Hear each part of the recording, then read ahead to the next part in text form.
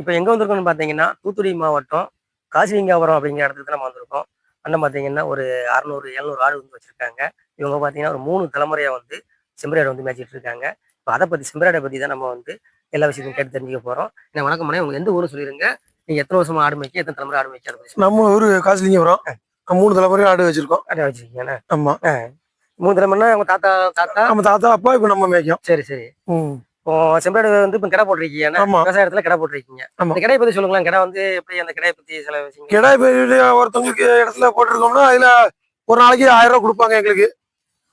சரி. ஆமா. அப்படியே போட்டிருக்கோம். இப்ப கிடா போடுறதுனால வந்து இப்ப 6 ஆடு மேய்ட்டு கிடா போட்டுருப்பீங்க. அங்க தங்குறதெல்லாம் இங்கேயே தங்கி காட்டுக்குள்ளே. ஆமா. அங்கே தான் தங்கியிருக்கோம். சாப்பாட்டுக்கு ஒரு ஆள் வீட்டுக்கு மாத்தி மாத்தி போயிட்டு வருவோம் போவோம். சரி, அந்த மாதிரி செட்டு போட்டு அங்க தங்கிக்கிறீங்க. ஆமா, ஆமா. இப்ப கிடா போடுறதுல உங்களுக்கு வந்து விவசாய இடத்துல கிடா போட்டீங்கன்னா, அந்த விவசாயத்துக்கு அந்த அவங்க நமக்கு அந்த ரூபா தருவாங்க. நீங்க கிடா முடிஞ்சதுன்னா இந்த இடம் முடியும் வேற ஆளுக்கு மாத்துவோம். வேற ஆளுக்கு மாத்துவீங்க. ம். சரி, இப்ப கடையில வந்துட்டு ஆடுகளுக்கு வந்து என்னென்ன பிரச்சனைகள் எல்லாம் சந்திக்க வேண்டியிருக்கும்? நைட்டு இந்த தங்கிருக்கீங்க. எது ஒண்ணு நாய் எது வந்தா பிரச்சனை. ஆமா, அந்த மாதிரிதான். நாய்கள் வந்து நாய் எது வராம நம்ம பாதுகாத்து இருந்துக்கணும்.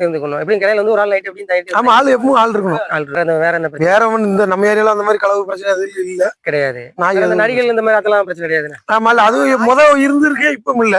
நரிகள் வச்சு என்ன பிரச்சனை இருக்கு? நரியில் வந்து ஆடு குட்டியை கடிச்சிரும். நரி வந்து கடிச்சிருவோம். ஆனா இப்பவும் இல்ல நரி. சரி. முதல்ல நம்ம அப்பா காலத்துல எல்லாம் சொல்லுவாங்க நரி வரும்னு சொல்லி சொல்லுவாங்க. அப்போ கையில அந்த இளங்கோட்டு ஆடு ஈ போட்டு அந்த இளங்கோட்டுல தூக்கி போயிருந்து சொல்லுவாங்க. இப்ப நரி பிரச்சனை இல்ல. நரி பிரச்சனை கிடையாதுண்ணே. இப்ப நீங்க கிடா போட்டிருக்கீங்க. காலையில வந்து குட்டியில வந்து சின்ன சின்ன குட்டியில வந்து எல்லாமே பிரிச்சு அது கூட்டுல இந்த மாதிரி கூட்டுல வந்து அடைச்சிட்டு போறீங்க. ஆமா. இந்த கூட்டுல எப்படி இதுல வந்து தண்ணி எதுவும் வச்சுட்டு போவீங்களா இல்ல அதுக்கு என்ன? இதுல வந்து இந்த சின்ன கூட்டுல வந்து சின்ன குட்டி தான் கிடக்கும். 10 நாள் 15 நாள் குட்டி இதுக்கு தண்ணி வைக்க மாட்டோம். அங்க செட்டு அதுல போட்டிருக்கோம்ல, அந்த செட்ல தான் இந்த மாதிரி செட்ல. ஆமா, அந்த செட்ல தண்ணி வைப்போம். அது தண்ணி வச்சிருக்கீங்க. எத்தனை மாசம் குட்டினது? அது எத்தனை மாசம் குட்டி? இதுல அடைக்க எத்தனை மாசம் குட்டி? இதுல வந்து 10 நாள் 15 நாள் ஒரு மாசத்துக்கு உள்ள குட்டி இதுல அடைப்போம். இதுல இந்த மாதிரி ஒரு மாசத்தை தாண்டவும் அங்க கொண்டு வரீங்க. அந்த குட்டி வந்து போட்டு எத்தனை நாள்ல வந்து நீங்க பால் எத்தனை நாள் வரைக்கும் பால் குடி மறக்கும்? எத்தனை நாள் கழிச்சு அதுல நாங்க விக்கிறது 2 மாசத்துல வித்துருவோம். குட்டி 2 மாசம் வித்துறீங்க. ஆமா. 2 மாசம் வைக்கீங்கன்னா அந்த காட்டுக்கு அந்த குட்டியை கூட்டு போறீங்க. எத்தனை மாசம்? காட்டுக்கே கூட்டு போகணும். இந்த செட்ல போட்டு வளர்த்து அப்படி வித்துருவோம். அப்படி வித்துறீங்க. அப்படியே இந்த ஆட்டு பொட்டை குட்டியை மட்டும் ஆட்டுல மட்டும் விடுவோம். பொட்டை குட்டி ஆட்டுல கிடாய் வந்து அப்படியே ஒண்ணே வித்துறீங்க. ஆமா, கிடாய் எத்தனை மாசம்? 2 மாசத்துல. 2 மாசத்துல 2 மாசம் வித்துறீங்க.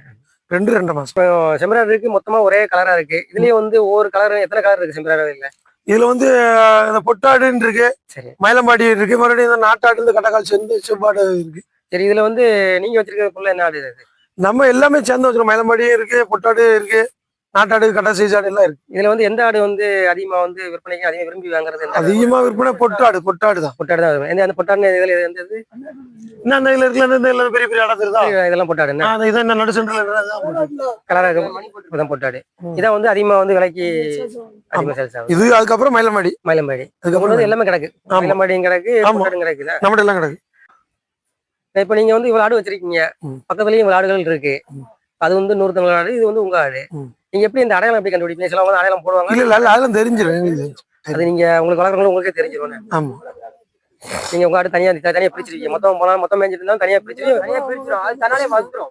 உங்க பின்னாடியே வந்து உங்களை தெரிஞ்சு. சரி. ஆனா அடையாளம் வைக்கிறவங்க இருக்காங்கல்ல, அப்படி இல்ல. அது புதுசா வந்து ஆடு வாங்கிட்டு விலைக்கு போய் வாங்குறதுன்னா அந்த ஆட்டுக்கு அடையாளம் வைப்போம். அந்த ஆடு அடையாளம் வைப்பீங்க. அதுக்கு என்ன பழக்கம் இருக்காதனால?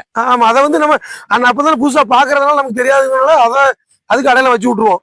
மறுபடியும் ஒரு மாசம் கழிச்சோன்னா அதை நாங்க தெரிஞ்சிடும் எங்களுக்கு. இந்த ஆட்டோட சேர்ந்து பழகுறதுனால அதுவும் ஆடும் பழகிரும், எங்களுக்கும் தெரிஞ்சிருந்தாரு நம்ம நமக்கு தெரிஞ்சிடும். ஆனா வந்து இப்ப எல்லாம் ஒரே காலம் தனியா உங்க பின்னாடியே உங்க ஆடு வந்து உங்க பின்னாடியே வந்துரும். ஆமா, வந்து பின்னாடி எங்க ஆட்டோட சேர்ந்துக்கிடும். உங்க ஆட மாறிடும். ஆடு மாறிடும். வேதடிச்சோன்னா. சரி. இப்ப நீங்க ஒரு 600 700 ஆடு வச்சிருக்கீங்க.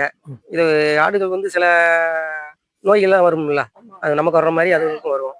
அதுக்கெல்லாம் மெடிசன் எப்படின்னு? அதெல்லாம் அதான் அந்த காய்ச்சலுக்கு அதுக்கு மருந்து, டெராமிசின் மருந்து இருக்கு.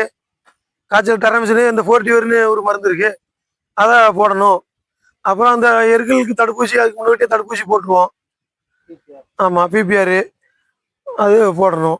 இந்த மாதிரி நமக்கு மாதிரி எதுக்கும் ஊசிகள் தான் இருக்குண்ணா. ஆமா, கண்டிப்பா போட்டே ஆகணும்ண்ணா. ஆமா, அது இருக்கு, எல்லாத்துக்கும் இருக்கு. கண்டிப்பா போட்டே ஆகணும். ஆமா. இப்ப இந்த மாதிரி ஆளுகளுக்கு எல்லா நோயும் வரதான் செய்யும். அதுக்கு எல்லாமே அம்மையில இருந்து காய்ச்சல் இருந்து எல்லாம் வரதான் செய்யும். அதுக்கு மருந்து குறைஞ்சிருச்சுன்னா மேய்ச்சல் முறை சொல்லுங்க. மேய்ச்சல் இங்க இருந்து நீங்க இப்போ கடை போட்டிருக்கீங்க. ம். கடை போட்டு அடுத்து இப்போ மேய்ச்சலுக்கு கிளம்புறீங்க. ஆமா. இங்க இருந்து எத்தனை கிலோமீட்டர் நீங்க மேய்ச்சல் போயிட்டு இருக்கீங்க? ஒரு 5 கிலோமீட்டர் சுத்தளவு 5 கிலோமீட்டர் 4 கிலோமீட்டர் சுத்தளவுல சுத்திட்டு வரும். சுத்திட்டு வரீங்க. காலையில எத்தனை மணிக்கு மேய்ச்சல் போயிட்டு எத்தனை மணிக்கு ஆடு?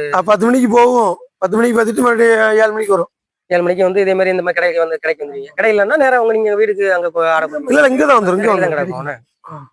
இங்க இருந்து ஒரு 5 கிலோமீட்டர் வரைக்கும் மேய்ச்சலுக்கு போவீங்க. ஆமா. இப்ப எப்படி தண்ணியில எப்படி நீங்க எப்படி பார்த்ததுக்கு ஆடு தண்ணி அங்க குளத்துல கிடக்கல, குளத்துல கிடக்கு. அதான் குடிக்கும். மழை இல்லைன்னா தண்ணி கொஞ்சம் பஞ்சம் தான். நீங்க 600 ஆடு வச்சிருக்கீங்க. ம். இப்ப 600 ஆடுமே வந்து எப்படி குட்டி வந்து எப்படி எப்படி எந்த மாதிரி போடும்? இப்ப செம்மறி எத்தனை குட்டி மேல போடும் அது? இல்ல வருஷத்துக்கு 2 தரம் குட்டி போடும். 6 மாசத்துக்கு ஒரு தரம் குட்டி. எதே செம்மறி வந்து வருஷத்துக்கு 2 தடவை குட்டி போடும். ஆமா, ஒரு சில ஆடு தான் ஒரு தரம் குட்டி போடும். ஏன்னா குட்டி வந்து செம்மறி எத்தனை குட்டி போடும்? ஒரு குட்டி தான். ஏதாவது ஒரு சில ஆடு தான் 2 குட்டி போடும். ஏதாவது ஒரு சில ஆடு தான் 2 குட்டி போடும். மித்த ஆடுக்குள்ள ஒரு குட்டி தான் போடும். 600 ஆடு வச்சிருக்கீங்கன்னா 600 குட்டி போடுமா? என்ன என்ன என்ன கணக்கு? இல்ல அதான் ஒவ்வொரு ஆடு ஒரு குட்டி. ஆமா, எப்பவும் ஒண்ணு போல குட்டி போடும். வேணுமே கூடாது. இன்னைக்கு நான் 4 குட்டி போடுச்சு, நாளைக்கு 2 குட்டி போடும், நாளைக்கு 10 குட்டி போடும், 15 குட்டி போடும். ஆமா, அப்படி அந்த மாதிரி போடும். மொத்தமா நீ குட்டி வந்து கழிக்கிறது எப்படி? நீ வந்து பேசுவா. 2 மாசத்துல கழிச்சிருவீங்க. அதாவது கிடா குட்டியை வந்து கழிச்சிட்டு பொட்டை குட்டி நல்ல குட்டியால இருக்குது ஆட்டுக்கு வச்சுக்கிடுவோம். நல்ல குட்டியா கொஞ்சம் சின்ன குட்டியா இருந்தா அது வித்துரும். வித்துருவீங்க. அது எப்படி வந்து இங்க வந்து கனெக்ட் பண்ணி வாங்கிட்டு போவாங்களா? ஆமா, இங்க வியாபாரி வருவாங்க. இங்க பக்கத்துல உள்ள வியாபாரி வருவாங்க. அதுல வந்து குட்டி அது 2 மாசம் குட்டி என்ன தரத்துல இருக்கும்? அது எந்த மாதிரி இருக்கும்? அது அந்த தரத்து குட்டியில அடைச்சிட்டோம்ல. இல்ல எல்லாம் அடைச்சிட்டோம்ல. இப்ப வந்து வியாபாரி வந்து இங்க உங்ககிட்ட வந்து கனெக்ட் பண்ணி உங்ககிட்ட வாங்கிட்டு போயிருவாங்க. ஆமா. அந்த 2 மாசம் குட்டி வைக்கீங்களா? என்ன ரேட்ல அது விற்கிறீங்க? அது ஜோடி 9000 10,000. அது வந்து இந்த நீங்க சொல்றீங்களா இந்த மயிலம்பாடி நம்ம எல்லா குட்டியும் சேர்ந்து கிடக்கும். எல்லாம் கலந்து தனி பொட்டு குட்டியா இருந்தா அது 12,000 11,000 விற்கும். இது தனி பொட்டு குட்டியா இருக்கும். ஆமா, தனி பொட்டு குட்டியா இருந்தா நம்ம குட்டி எல்லாம் சேர்ந்து கிடக்கனால 10,000 9,000 அப்படி விற்கும். அந்த மாதிரி ரேட்டுக்கு 2 மாசம் அந்த 2 மாசம் ரேட்டுக்கு போகும். அப்படியே போகும். அந்த பெரிய பெரிய கிடாய் எல்லாம் அதுல என்ன ரேட்டு? அதெல்லாம் பெரிய பெரிய கடை அதெல்லாம் 30,000 40,000 இருக்கும். உங்கள்கிட்ட வந்து முட்டு கிடாய்கள் அந்த மாதிரி முட்டுக்கு போற மாதிரி வாங்கிட்டு போறாங்க. அப்படி இல்ல, வாங்கிட்டு போகல. வாங்கிட்டு போல நம்ம சின்ன குட்டியா வாங்கிட்டு மொத்தமா கொடுத்துருக்காங்க. சரி சரி. சின்ன குட்டியா வாங்கிட்டு போறாங்க. ஒரு சிலவங்க வளர்த்துக்கிறவங்க அப்படி வளர்த்து விட்டாலும் விடுவாங்க. முட்டுக்கு விடுறவங்க அப்படி விடுவாங்க. இந்த கிடாய் வந்து முட்டுக்கும் சரியா வரும்ல உங்கள்கிட்ட? முட்டுக்கு வரும்.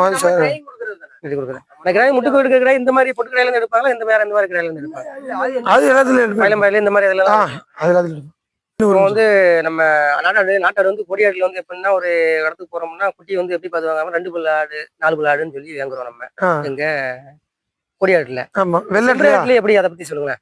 வெள்ளாட்டுல அதே மாதிரி 1.25 வயசுல போடும். 1.25 மாசம் 15 மாசம் அதை பத்தி சொல்லுங்க. எத்தனை பல்லு எந்தெந்த வருஷத்துல போட சொல்லுங்க.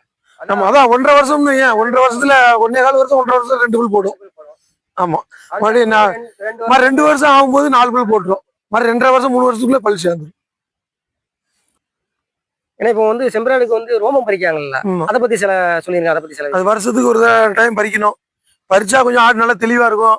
பறிக்கலாம் கொஞ்சம் ஆடு மெலிவா இருக்கும். அதனால தான் வருஷத்துக்கு ஒரு ரோமம் பறிச்சிருவீங்க. பறிச்சிடணும். ஆமா, இது செம்பராடுக்குண்ணே. செம்பராடு வெள்ளாட்டுக்கும் பறிச்சிருவாங்க. வெள்ளாட்டுக்கும் அதே மாதிரி தான். வருஷத்துக்கு ஒரு ரோமம் பறிக்கீங்க. அது வெள்ளாடா இருந்தாலும் சரி இல்ல செம்பராடா இருந்தாலும் சரி. அப்படி அதுக்கு 4 வருமா இல்ல நீங்க அதுக்கு மிஷின் இருக்கு. எங்ககிட்ட நாங்க மிஷின் வச்சிருக்கோம். அது இந்த ஜென்ரேட் கொண்டு வந்து நைட்டு காட்டுக்குள்ளேயே கொண்டு வந்து ஜென்ரேட் மூலியமா கரண்ட் எடுத்து மிஷின்ல வச்சு பறிச்சிருக்கீங்க. இந்த மாதிரி கடை போட்ட இடத்துல வச்சு நீங்க வச்சு பறிச்சிருக்கோம். ரோமம் பறிக்கிறதுனால வந்து ஆடு வளர்ச்சிக்கும் நல்லா இருக்கும். ஆடு தரமா இருக்கும்.